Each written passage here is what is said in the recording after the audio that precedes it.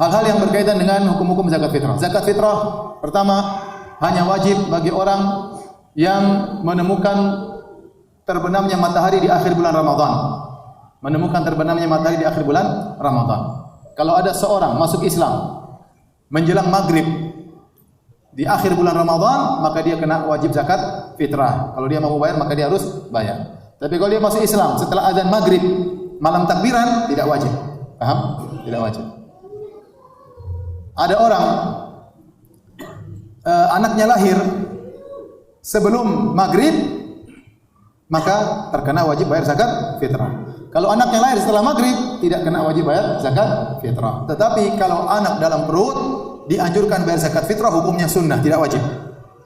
Tapi kalau dia lahir sebelum maghrib, jadi hukumnya apa? Wajib. Dia lahir setelah maghrib malam takbiran, tidak wajib. Paham? Jadi dia berkaitan dengan orang yang menemukan atau terbenam matahari. Ada orang meninggal sebelum takbiran, sebelum azan maghrib, kena wajib zakat fitrah enggak? Enggak, karena dia meninggal sebelum maghrib di hari terakhir. Tapi kalau dia meninggal salat isya di malam takbiran, dia sudah kena zakat fitrah. Maka orang walinya yang membayarkan zakat fitrahnya. Paham ini? Baik. Ini yang pertama. Yang kedua, zakat fitrah berapa harus dibayar? Yang dibayar zakat fitrah adalah 1 sa'.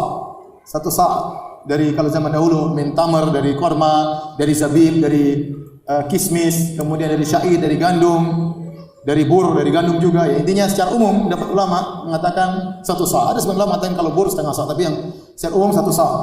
Nah 1 sa' itu adalah ukuran volume, literan, bukan berat. Dan 1 sa' itu adalah 4 mud. 1 mud itu begini. Dengan ukuran tangan orang yang sedang, kalau dia mengambil korma yang kering, diambil ini 1 mud, 2 mud, 3 mud, 4 mud. 4 mud lah 1 sa'. Dahulu ada seorang ulama di kota Madinah, kalau dia bayar zakat, dia bayarnya begitu, enggak usah timbang-timbang. Sini, dia ambil beras 1, 2, 3, 4, 1 sa' selesai. Enggak tahu berapa beratnya.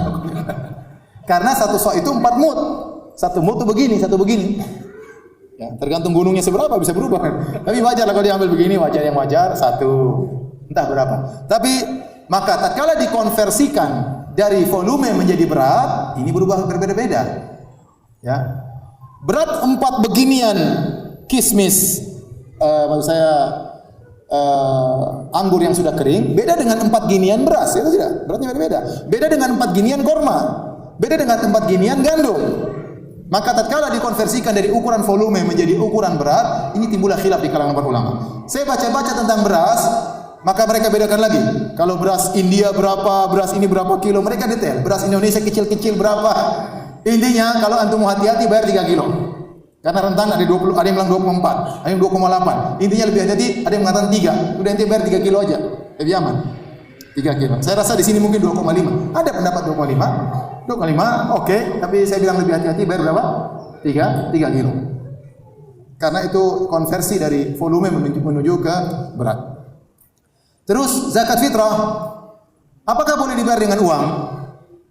Ijma' ulama, bukan ijma', jumhur ulama mengatakan harus dengan beras, harus dengan makanan pokok. Kalau tidak dengan makanan pokok maka tidak sah.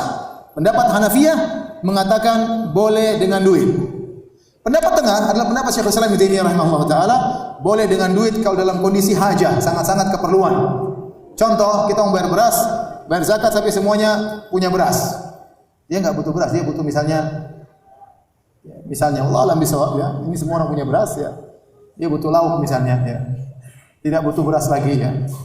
Allah alam bisawab, tapi lebih hati-hati, saya katakan lebih hati-hati adalah dengan beras, karena pendapat 3 madhab bahkan mereka mengatakan tidak sah kecuali dengan apa? Beras. Kecuali dengan beras. Contoh, kita nggak bisa bayar dengan beras. Contohnya ada suatu kepulauan atau suatu tempat kita kirim beras nggak bisa ke sana. Ya udah kita kirim duit aja. Kirim duit, mungkin beli beras nggak sempat, ya udah bagi duit. Kalau memang dalam kondisi tertentu. Tapi hukum asal kita berusaha bayar apa? Beras. Nah kalau ada orang kita petugas ambil zakat, ada yang bayarkan uang, kita bilang ini uang saya mau belikan beras ya. Jadi kita tetap bagi apa? Beras. Lebih hati-hati, lebih afdal, dan sepakat kalau beras semua sepakat sah. Kalau duit jumhur mengatakan tidak sah, Hanafiyah mengatakan apa? Sah. Ya, lebih hati-hati beras, kecuali dalam kondisi terdesak baru kita bagikan dengan uang kalau memang kondisi terdesak dalam kondisi-kondisi tertentu. Kemudian kapan dibayarkan? Dibayarkan boleh sehari atau 2 hari atau 3 hari sebelum lebaran, boleh. Jadi kita boleh keluarkan zakat karena sekarang distribusi enggak mudah. Kita boleh distribusi zakat misalnya hari ke-29 boleh, hari ke-28 boleh, hari ke-27 boleh. Terutama mungkin perlu, tapi kalau paling bagus yang menjelang lebaran.